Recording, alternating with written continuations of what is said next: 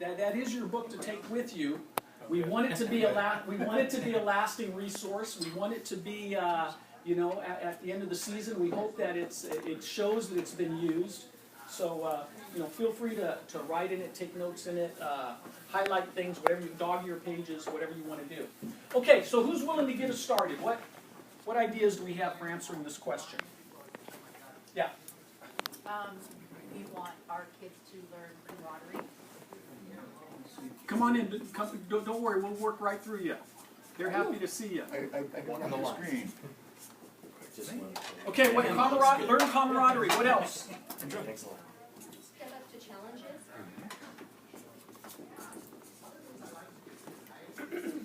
Step up to challenges. Respect constructive criticism. That's a good one. At PCA, That's we what call you're that seeing criticism as a gift. Okay, respect constructive criticism. Criticism as a gift. What else? Learn the fundamentals. Of baseball? Yep. Learn to show up on time.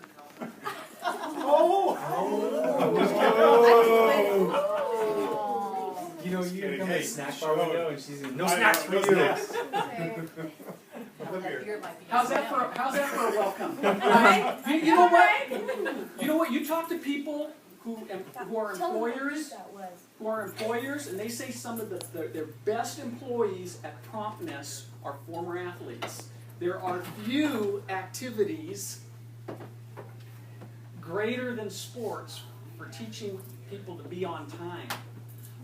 Now, it's different in terms of holding a 5 or 6 year old accountable than a college athlete accountable. But at some point, on-time accountability is a great thing you learn in sport. Why is it hard to hold a 5 or 6 year old accountable for being on time? He doesn't drive. They didn't drive, Dad could have been running late. Okay, what else? Helping develop core values that'll carry them on to the next level, meaning maturity.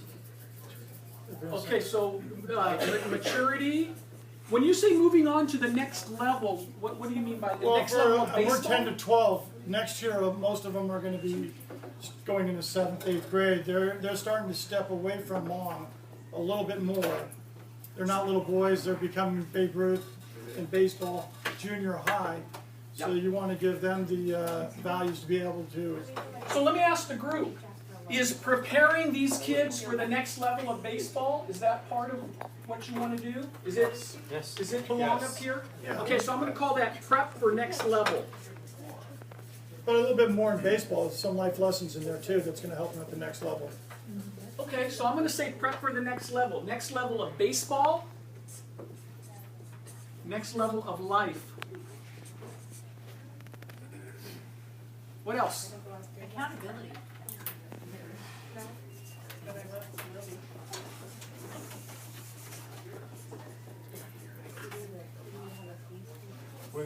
Tell me more Well, what this you I mean guess by. one more that sounds a little bit more about 12-year-olds, but Tell me more about what you mean by accountability.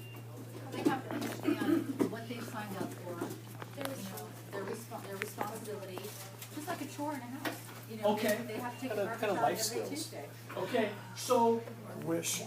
what they have to understand what they signed up for, or in some cases, what mom and dad signed them up for. No, actually, more importantly, the coach that's giving 100% of his volunteer time, what they're putting into it, and the respect they need to give back to that coach Yeah. or the parents who are helping them. Okay, very good.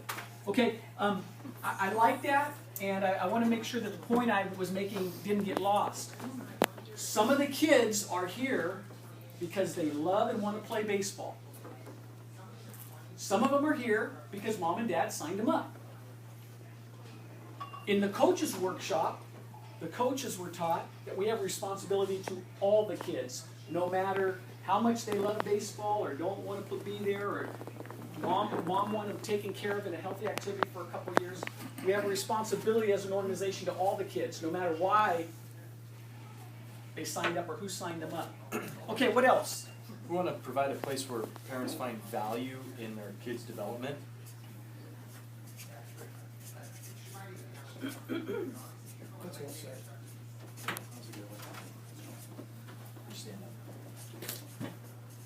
Okay, and when you say development, I'm gonna assume that you're talking about development as baseball players, development as people, As both. both, absolutely. Yes. So again, baseball and life, right? Yes. Life skills. Okay, what else before we move on? Anything else that we haven't covered? How about fun? Yeah, safe and positive environment. Okay, who's the safety commissioner?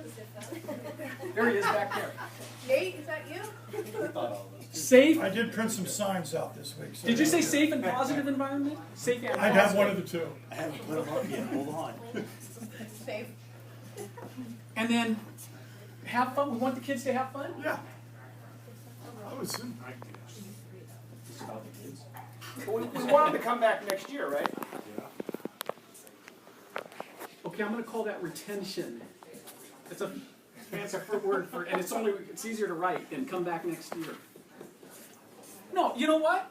That is one of the top measures of a successful youth sports organization, is what percentage of your kids and families return the next year and want to experience it again, want to be a part of it on an ongoing basis. Okay, so I know we could go on for a while.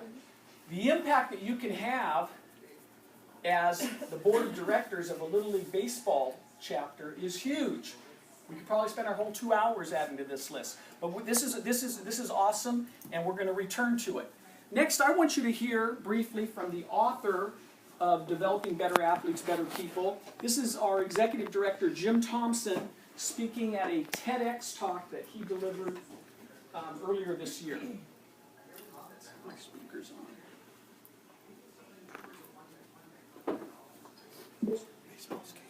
We call high school and youth sports as a development zone where the goal is developing better athletes and better people.